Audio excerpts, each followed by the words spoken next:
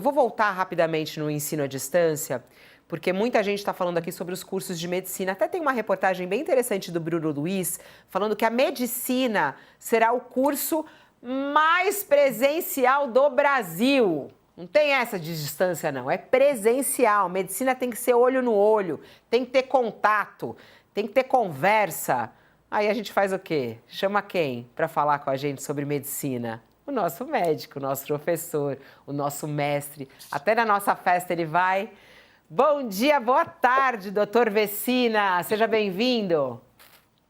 Boa tarde, Fabiola. Boa tarde, Josias. Boa tarde aos nossos espectadores aí, internautas. Medicina tem que ser assim, presencial, tem que ter ali toque, olho no olho, aula presencial. O governo Lula acerta em proibir que a medicina seja ensinada à distância, doutor Vecina?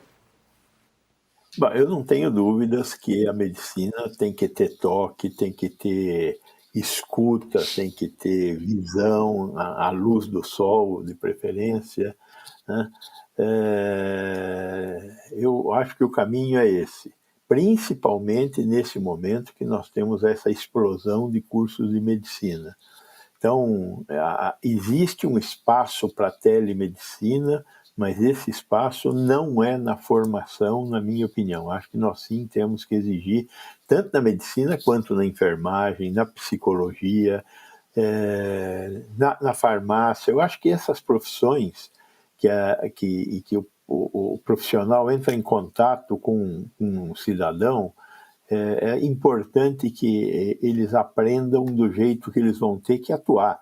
E a gente tem que atuar no contato direto com o paciente, e de preferência ouvindo e pondo a mão no paciente.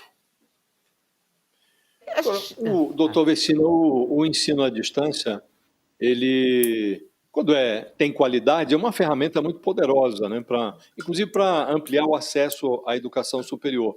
Mas quando o curso virtual é mequetrefe, aí vira empulhação, né, para enganar trouxa, tirar dinheiro de gente pobre que está querendo fazer uma graduação, né? Agora, nesta área de saúde, nós estamos, e aí não é só médico, né? O senhor mencionou enfermeiro, mesmo psicólogo, né? Está lidando com uma pessoa e eventualmente colocando até em risco a saúde, né? Mesmo psicólogo, saúde, se não tiver bem, a saúde mental, a pessoa pode até se suicidar. Neste caso, parece incontroverso que o ensino tem que ser presencial, né? Eu não tenho dúvida que o ensino, nesses casos, tem que ser presencial, justamente por causa da forma como é exercida a profissão. Quer dizer, como a profissão exige que você faça ausculta, que você faça percussão, que você apalpe para verificar a presença de tumores, para verificar lesões de pele, etc. Então, é importante que haja, no processo de formação, um contato intenso entre o paciente e o profissional.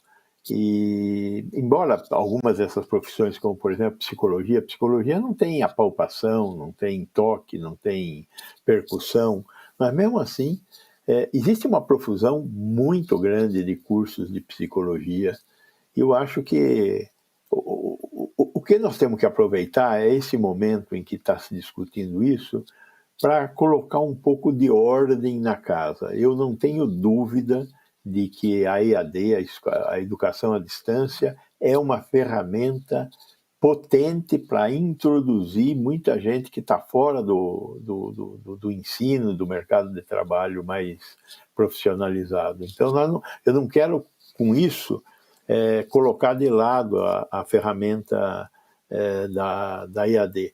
Mas, no momento, o Ministério da Educação está tão atrasado em regular, não é regulamentar, regular, ou seja, ver como estão funcionando os cursos que estão formando os nossos profissionais de amanhã, que acho que é hora de dar um passo atrás. Um passo atrás nesse sentido, de botar ordem na casa para conseguir andar.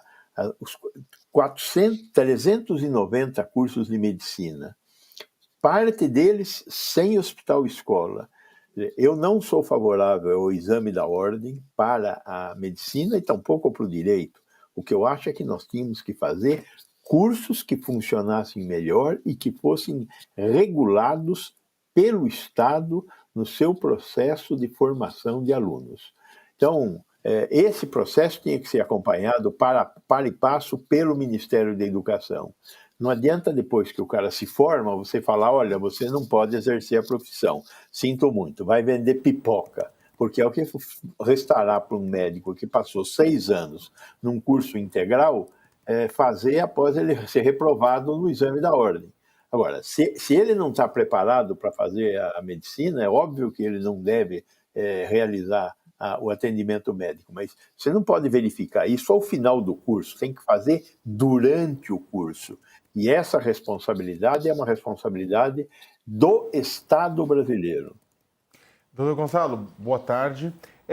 Falando exatamente do que o senhor tocou nesse sentido, mais de 400 cursos de medicina, a gente vira e mexe e recebe informações de cursos que têm baixa qualidade. Eu não estou nem falando de avaliação do MEC pura e simplesmente, mas pessoas que saem dos cursos com baixíssima qualidade, né, sem saber o básico, né, nos 6 anos de formação. Muitos lugares são chamados, inclusive, de faculdades caça-níqueis, né? E no caso da medicina o negócio ganha outra proporção. Assim, em determinados cursos já é grave, na medicina chegaria a uma situação mais grave ainda. O senhor falou dessa necessidade de fiscalização, necessidade do Estado acompanhar. E a gente tem visto, na verdade, que o Estado tem falhado nessa situação de fiscalização do curso superior, pressão econômica, muita coisa.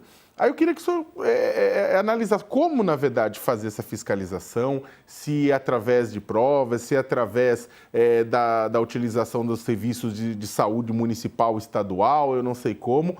E a outra pergunta é como, na verdade, também garantir que esses estudantes que saem da faculdade de medicina acabem indo para locais onde eles realmente precisam. Em São Paulo, a gente tem uma relação médico-paciente com muitos médicos, quer dizer, poucos pacientes para cada médico. Em outros lugares você tem uma relação contrária. O governo, no passado, tentou mudar isso via mais médicos, mas ainda é super complicado, né? Dá para também, né, entrar nessa conta da formação, falar para o pessoal que é formado em determinado lugar, prestar serviço em determinado lugar durante um período? Como é que o senhor vê isso também?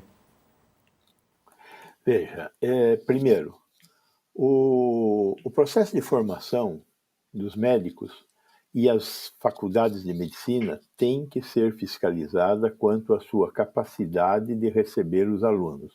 Questão dos laboratórios de prática, questão dos convênios que têm que ser realizados para fazer acompanhamento dentro da atenção primária, dentro da atenção secundária e dentro de hospitais. Então, fazer atenção primária junto com médicos que estão participando da atenção primária e consultas de especialidade, que é atenção secundária, e eventualmente em hospitais fazendo acompanhamento de pacientes internados. Então, isso é uma coisa que o Ministério tem que fazer.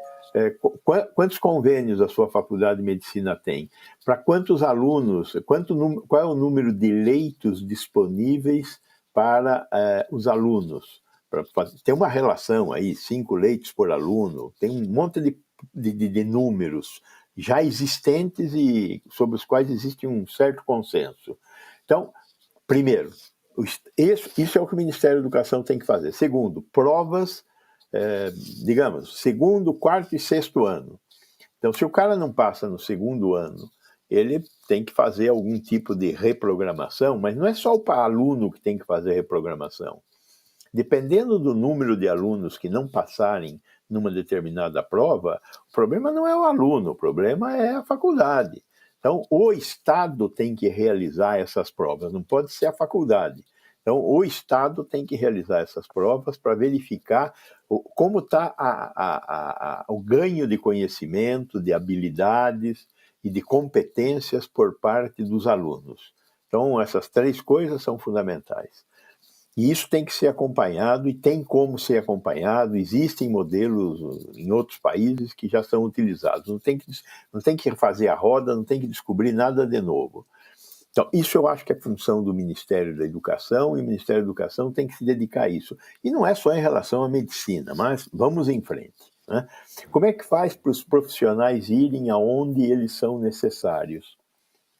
precisa ter condições de receber esses trabalhadores da saúde. Veja, trabalhar na periferia de um grande município, ou trabalhar lá nos cafundós do Judas, no Amazonas, é bastante difícil, porque primeiro porque você vai estar sozinho, segundo porque você tem que ter um mínimo de apoio tecnológico, acesso a raio-x, acesso a ultrassom, acesso a exames de laboratório mais comuns. Então, a condição de trabalho é fundamental. E ele tem que ter acesso a um modelo de telemedicina que permita que, se ele não souber fazer alguma coisa, ou estiver em dúvida sobre alguma coisa, ele possa recorrer a alguém que ele encontrará para auxiliá-lo na realização daquele diagnóstico, daquele tratamento. Isso é fundamental. Nós temos medo de errar, nós médicos temos medo de errar. Ter alguém com quem conversar nos dá segurança e isso é fundamental. Terceira coisa fundamental, a instituição de trabalho não é só uma instituição de trabalho, é uma instituição de ensino também. Saúde é um negócio que a gente faz aprendendo continuamente. Então, temos que ter, dentro das organizações de saúde públicas e privadas, uma disposição de educação permanente de todo o corpo profissional. Todo dia nós temos que aprender, temos que rever o que aprendemos, porque nós estamos lidando com gente que muda o tempo todo. O paciente tem uma situação dinâmica, nem tudo é sempre igual. Primeiro, porque cada paciente é diferente do outro. Segundo, porque existem mudanças anatômicas, fisiológicas, de um paciente para outro por causa da herança genética dele. Então, tem que haver um sistema de aprendizagem contínuo. Além de um médico extraordinário, o senhor também é professor, né? Eu queria saber se o senhor tem na sua carga horária algum percentual de aula virtual ou se é 100% presencial. Eu lhe pergunto porque, para saber se o senhor tem algum tipo de aferição, se a aula à distância ela oferece uma formação mais precária, se o senhor tem como avaliar. Na graduação, não. Na pós-graduação, eu trabalho na pós-graduação com mestrado profissional, mais ou menos 1/5 das aulas são não presenciais. Na pós-graduação, eu tenho um aluno diferente. Ele está lá porque ele quer e ele está buscando algo que ele precisa no mercado de trabalho. Então, é um sujeito que já passou do passo da educação já tem o básico, normal. Né? Já tem o básico. Já tem o básico e ele está no mercado de trabalho. Ele sabe que se ele não trabalhar direito, ele não vai ter mais espaço. Então, esse cara que está já incluído no mercado de trabalho, eu tenho dado muitas aulas remotas, também em outros cursos de mestrado que me convidam a dar. Então, pega lá uma classe com 200 alunos, remotos, é ruim, é muita gente para dar uma aula clássica, né?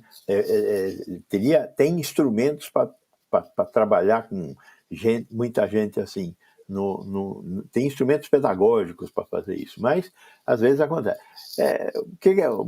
Ninguém abre a câmera, você tem muito pouca pergunta, muito pouca participação. Não adianta plantar bananeira na frente da televisão aqui, que o cara não vai perceber que você está plantando bananeira, né? E ainda você pega lá, dá uma aula de 50 slides. Não tem saco que aguente um treco desses, não é anormal, né? Então, eles acabam dormindo na aula. As pessoas acabam dormindo. Todas as telinhas fechadas. Tela fechada é o drama do professor, sabia?